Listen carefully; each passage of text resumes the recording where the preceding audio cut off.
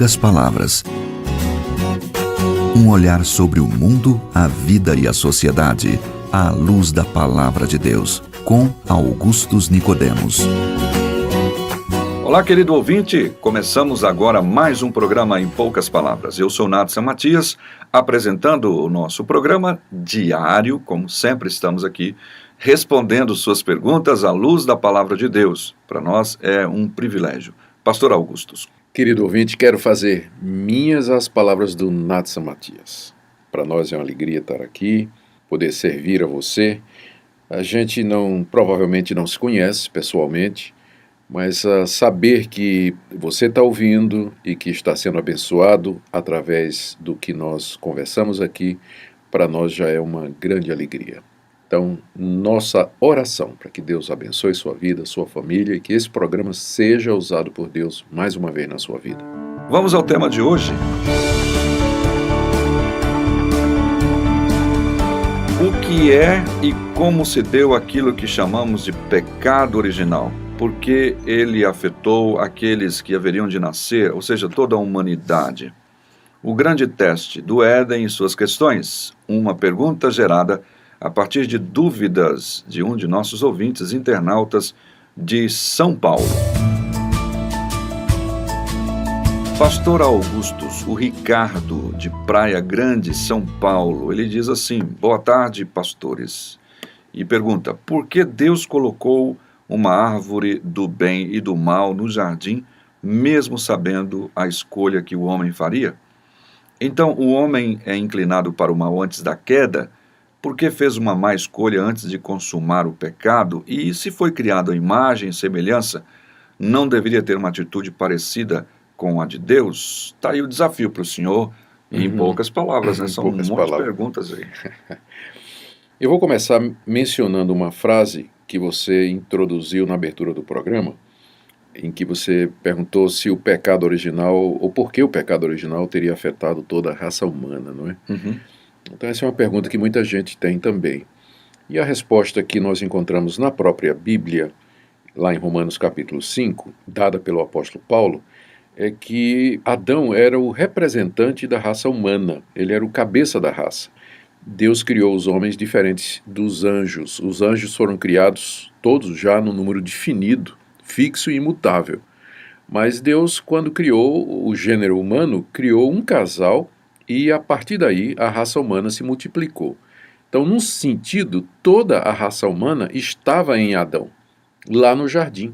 E a escolha de Adão afetou diretamente toda a sua descendência. Então, nós caímos em Adão. Isso é o que o apóstolo Paulo diz lá em Romanos capítulo 5. Por um homem entrou o pecado no mundo, e pelo pecado veio a morte. Em Adão todos fomos feitos pecadores. A Bíblia nos dá essa perspectiva da representatividade, ou seja, Adão era o cabeça da raça humana e a escolha dele afetou toda a sua descendência. Da mesma forma, Cristo é o cabeça de uma nova raça, da nova humanidade, da igreja, e o que aconteceu com Cristo traz consequências para nós, porque ele é o nosso representante, ele morreu na cruz, morreu por nós. Nós morremos com ele na cruz e ressuscitamos com ele e estamos assentados à direita de Deus. Então é assim que Deus trata a questão do pecado, não é? Foi um homem que trouxe a desgraça à humanidade toda e é em um homem, outro homem, Jesus Cristo, que nós encontramos a redenção. Mas aí vamos para as perguntas do Ricardo, né? Vamos lá. Ele pergunta por que Deus colocou uma árvore no jardim, mesmo sabendo da escolha que o homem faria. Esse é o tipo de pergunta que a própria Bíblia não faz. É interessante, né? Os autores bíblicos, nenhum deles levanta esse tipo de pergunta. Você não vê nos salmos, ou você não vê nos escritores poéticos, você não vê nos livros históricos, nos evangelhos, nas cartas de Paulo, dos demais escritores, no livro de Apocalipse, alguém fazendo esse tipo de pergunta. De fato, né? Não Peraí, é essa questão lá, né? Não. Por quê? Porque na visão dos autores bíblicos, a soberania de Deus, ou o fato de que Deus conhece o futuro, Deus sabe todas as coisas, não é razão para Deus deixar de fazer ou fazer alguma coisa. A onisciência de Deus, não é?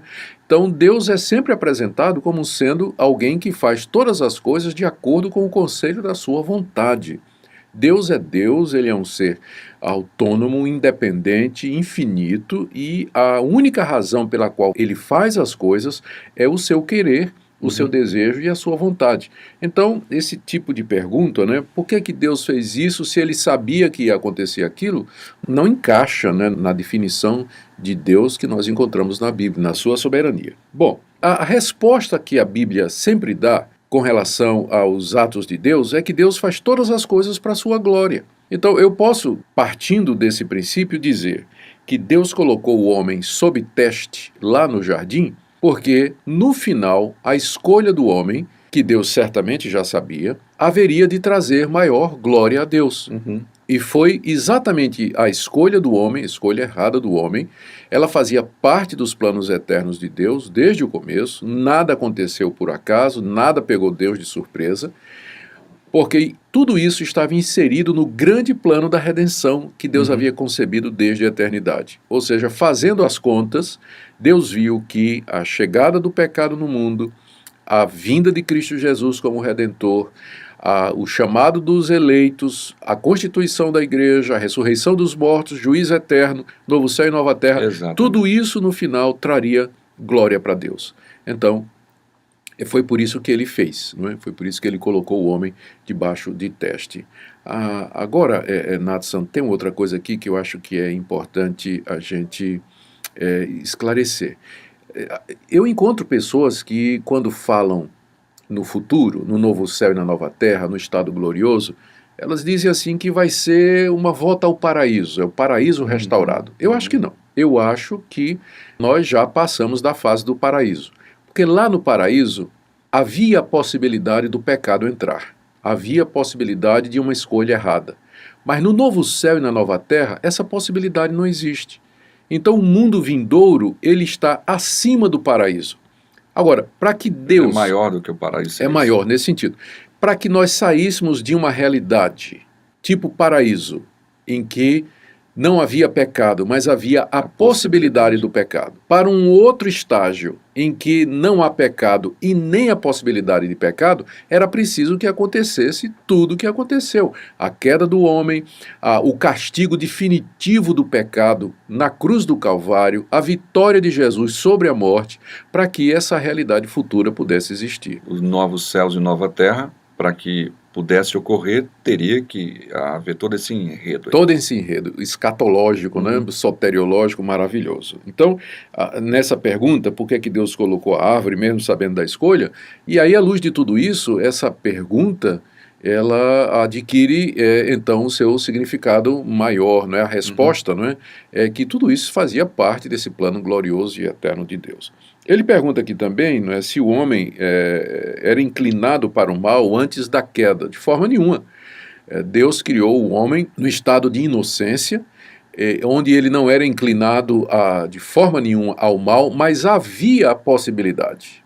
Essa é a diferença entre Deus e o homem, porque ele pergunta também, não é, se o homem foi criado à imagem e semelhança de Deus, não deveria ter tomado uma atitude semelhante à de Deus.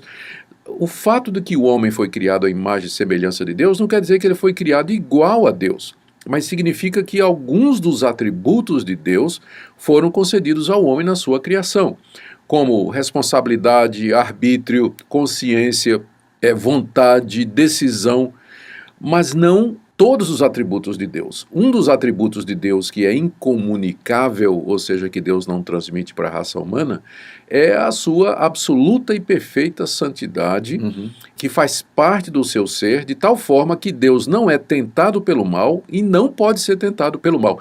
Deus, por assim dizer, é impecável, né? Eu não sei se podemos usar a palavra nesse sentido. Lembrei de um ministro. Lembrou de um ministro, né? Ou seja, Deus não pode pecar, mas quando ele criou o homem numa situação em que o homem podia pecar. Não que ele fosse inclinado ao pecado, o homem, na sua criação. Mas ele tinha essa opção. Mas havia essa opção e essa possibilidade, não é? Então a imagem e semelhança de Deus não garantia que Adão fosse imune a uma escolha errada, como de fato ele fez essa escolha. E o resultado da escolha é que ele precipitou toda a raça humana nesse estado de queda, condenação e corrupção, e da qual nós todos somos participantes, não é? E, é claro, nós não somos condenados somente pelo pecado de Adão, o pecado original, mas pelos nossos próprios, porque nós pecamos à semelhança de Adão, ou pior. Então, Deus é justo quando Ele nos submete à sua justiça e nos castiga na sua ira, a menos que nós nos arrependamos dos nossos pecados e creiamos no segundo Adão, no outro homem, que é Jesus Cristo, que é o Redentor. Se por um homem veio a queda e a morte, por outro veio a graça, a justiça e a salvação. E esse outro é Jesus Cristo, nosso Redentor e Salvador. Querido ouvinte, creia nele, coloque a sua esperança no Senhor Jesus, espere nele e deposite nele a sua esperança e a sua confiança para perdão de pecados e para a vida eterna. Ótima resposta. Acho que você viu aí como dá para fazer todo este apanhado lá, desde a queda até a redenção, a restauração de todas as coisas.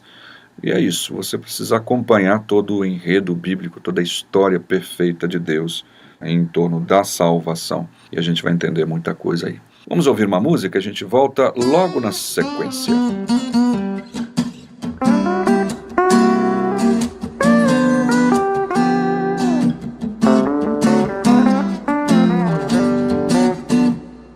Com Jesus no meu coração, tenho vida, tenho paz. Para a alma perdida é a solução.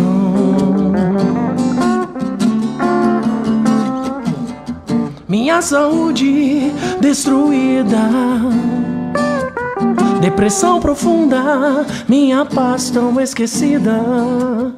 Jesus tocou na minha vida. Com Jesus no meu coração, tenho vida, tenho paz. Para a alma perdida é a solução.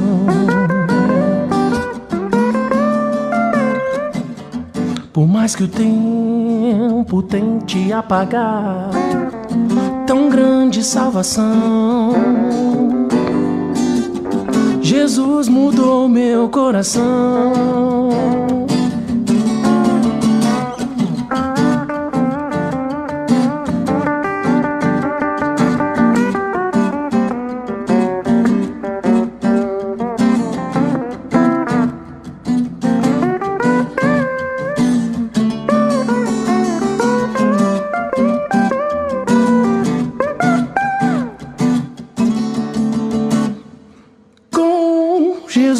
Coração, tenho vida, tenho paz. Bom, chegamos então ao final, agradecendo aí a participação do Ricardo de Praia Grande, São Paulo, fazendo a sua pergunta. Também lembrando dos ouvintes Manuela Barros, de Paulo Afonso, na Bahia. Ela tem dúvidas sobre músicas na igreja. Acho que já respondemos isso num determinado programa. Também o Leomar da Cruz, de Paraupebas, Pará. Também tem muitas dúvidas que a gente vai tentar colocar no ar nos programas pela frente aí. Agradecemos então a sua audiência, como já dissemos, Pastor Augustus. Minha palavra final, Natsan, é só uma palavra de cautela. Às vezes nós ficamos muito preocupados em entender essas questões, né? O porquê do pecado, o porquê da queda, e por que Deus deixou e tudo mais, e nós esquecemos de que a questão principal que a gente tem que enfrentar é a questão dos pecados que nós cometemos. Eu posso não entender direito o pecado de Adão, mas eu conheço o meu. E é por esse que eu tenho que responder, não diretamente pelo pecado de Adão, mas pelo meu pecado. Eu não vou poder chegar diante de Deus e falar, não, foi Adão, não tem nada a ver com isso. Exatamente. Então a grande pergunta, querido ouvinte, é essa. Já colocou seus pecados diante de Deus? Já se arrependeu? Já os confessou a Deus? E já creu em Cristo Jesus? Que essa seja a sua atitude. Até o próximo programa, se Deus quiser. Em poucas palavras, um olhar sobre o mundo, a vida e a sociedade, à luz da Palavra de Deus. Apresentação, Natsan Matias. Comentário, Augustus Nicodemos. Um programa da Primeira Igreja Presbiteriana de Goiânia, Rua 68, esquina com 71, Centro. Visite o nosso site www.pipg.org. Apoio, Seminário Presbiteriano Brasil Central, Goiânia.